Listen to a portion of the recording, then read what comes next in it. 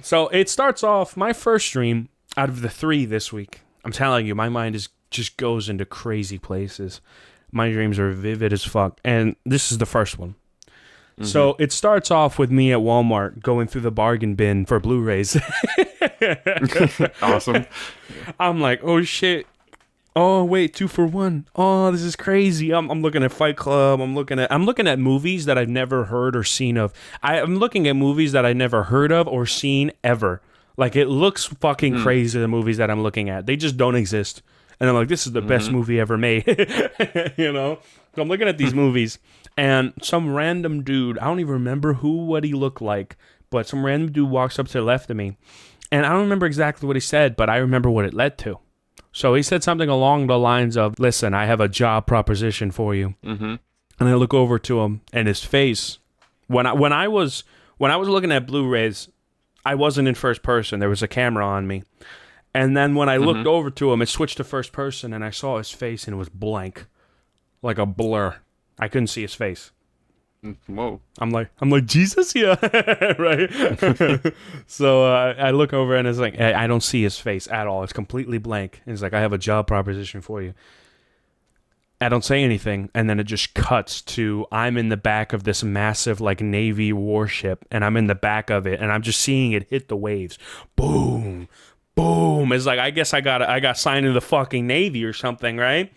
And so I'm there, and it's hitting the fucking waves, boom, and I'm hanging on, boom, and then finally it transitions to now I'm in a bus, and I'm in a bus, and I look around, and guess who's sitting next to me? Dave Bautista.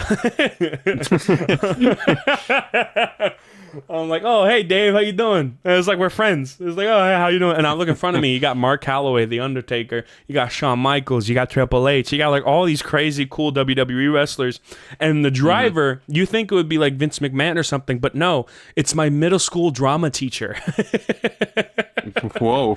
Yeah. So I'm like, whoa, wait a minute. All right. Interesting. So we do, I'm not going to say her name. But the teacher turns around and it says like, okay, we're gonna pull up to this stadium and we're gonna do a dark show. You know, we got half of the roster is gonna go over here to tape something, and the other half is gonna be here. We split the show into 2 this week. All right, fair. So we go over, and I guess I'm one of the workers. I'm one of the wrestlers. And so I'm sitting there with Dave, and I'm going over the moves, you know. And then the drama teacher comes over. We're standing next to the ring now. We're going over our moves. And then the drama teacher comes over and is like, listen, all right, I need you guys to do better than last time, especially you, Michael, all right, because I don't know what you were on last time, but it just didn't work out, okay? And it's not really going to work for me. And I look over to her, and then I look over at Batista. Like, can you believe this chick?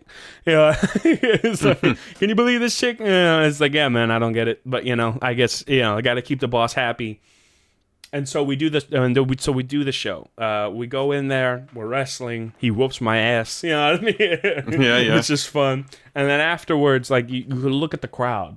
You look at the crowd as I'm on the floor getting pinned. And I look at the crowd, and it's just everyone cheering. And then I see the front row. Once again, it's like I can't stop thinking about these people. Dead family members, all in the front row, and they're applauding. You're like, oh yeah, get him, Batista, you know, all that shit. Like, in a good way. They were applauding because it was like, oh my god, there he is. It's my boy, you know. Yeah. And afterwards, the match is over. Cut to the end of the show. And, como se dice, my sister is the only person left on the bleachers along with some wrestlers. And, you know, I talk to her, say hi, how you doing, whatever. And my sister has a dog, a little pet dog. I'm like, oh my god, he's so cute. Look at him. I start petting him. And then when I pet him, I'm in my house, just me, with the dog. Whoa. With the dog. You took the dog with you. Yeah, I guess. So I'm in the house, and I'm like, okay, I guess I got to get you some food.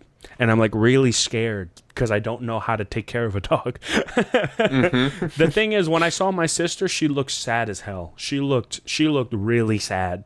And I saw the dog all happy and stuff. So what I assume is that she had to drop the dog off on me. I don't know why, who, when, where, but she dropped the dog off on me. So I had to take care of it. And I'm scared because I've never taken care of a dog before. I've never assumed that level of responsibility in my life. So I'm like, okay, I'm going to go get some food for it, whatever. Except I don't go to no grocery store. I go to my kitchen, and I already have the food. So I go to the kitchen, I grab the food, and I pour it in the bowl. I pet it. He eats. Then I go over to my office.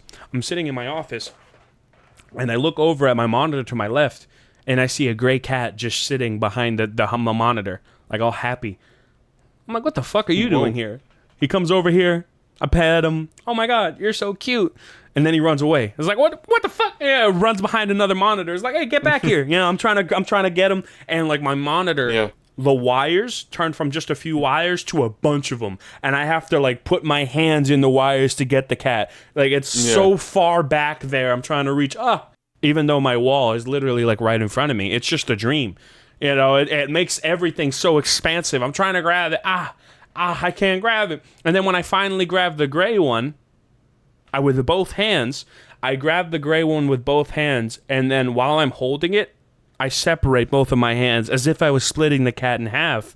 Except when I did that, it turned into two baby kittens. I had the gray one in my left hand and a black baby kitten in my right hand.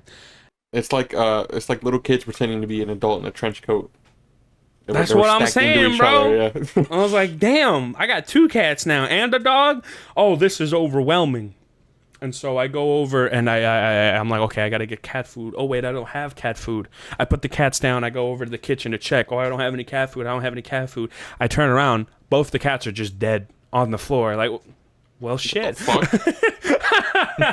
I'm like, what happened? It was like, nothing happened. They were just on the floor, fucking dead. Like, they weren't torn apart by the dog, nothing.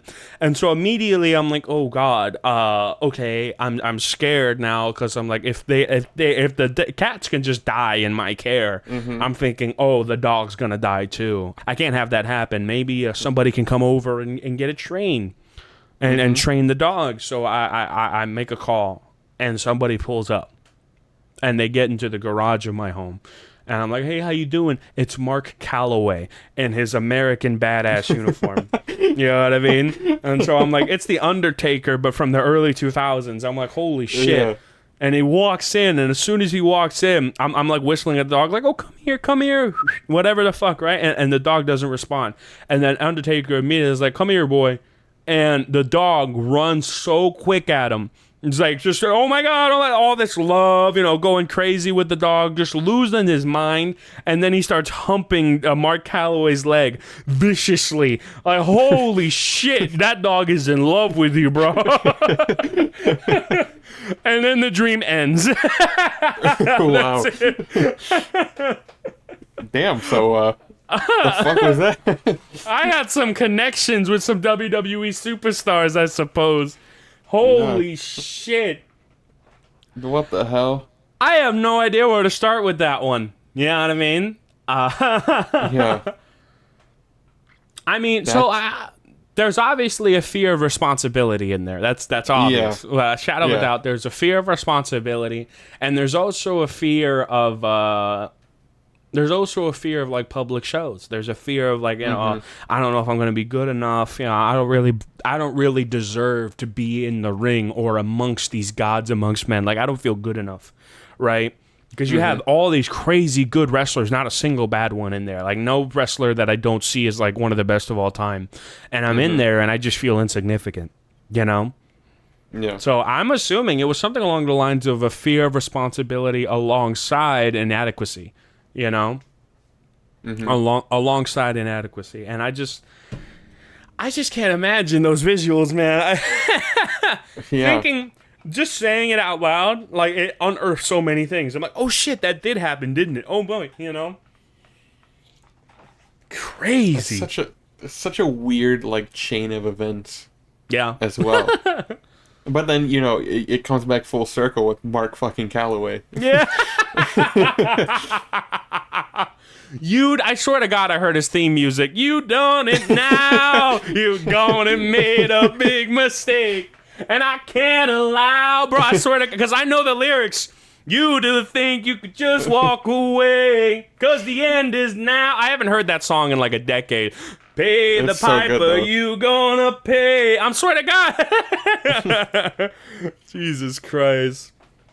Fucking hilarious. That's a wild ass dream. I think Mark Calloway was meant to be like an embodiment of my father. Like I wasn't ready to be an adult yet. Something. Yeah.